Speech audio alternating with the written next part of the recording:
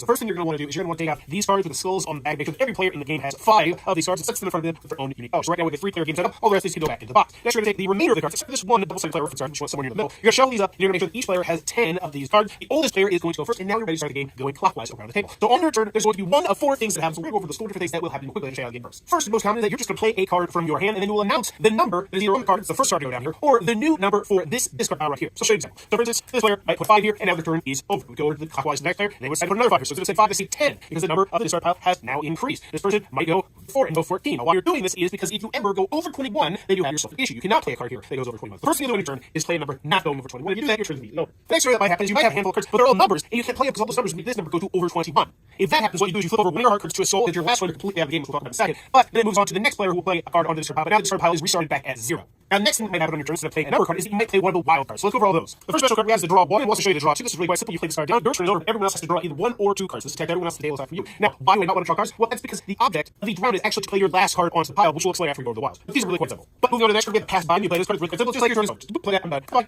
Next, we have the reverse, which works like a classic reverse. We're going clockwise down, you play reverse, we're going counterclockwise. If you play the reverse in a 2-player game, it works just like a pass by me, so your turn's just over. Next, we have the skip, which skips the next player in turn order. If you're playing a 2-player game, and it goes right back to you. So up until this point, all the special ability cards when you play them wouldn't be messing with the number of the discard pile. However, these next 4 cards will do that. So first we have the 3 equals. We have this one makes it automatically equal 21. So you play that, you just say 21. Last time this makes it automatically 10, and this makes it automatically 0. Now, one thing I want to mention is that there's equal 0 and there's also a 0. This adds 0 to this total, so the total will stay the same, whereas the equal 0 changes the total to 0. Next, we have the bomb. When someone plays the bomb, all other players must immediately discard a 0. If they can't do that, they have to flip one of their life cards over.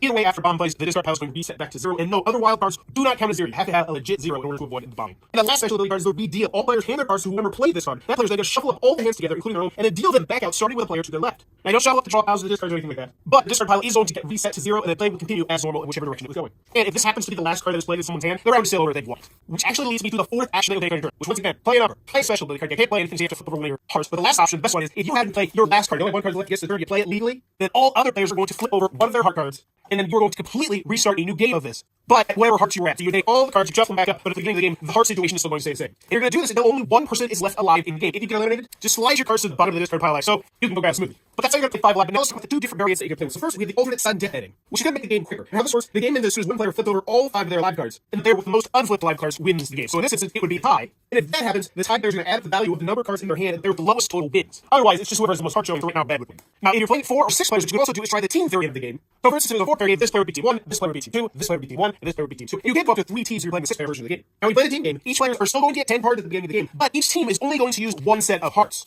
So 2 or 3 players are going to be sharing these hearts, even though they won't be sharing their hands. Other than that, all the wild cards work just as before, and if anyone on either team plays their last card, the opposite team loses 1 life. Then the play continues as normal until one team flips over all of their live cards, which means the other team wins. So let's play a 3-player game, which means just the last person standing.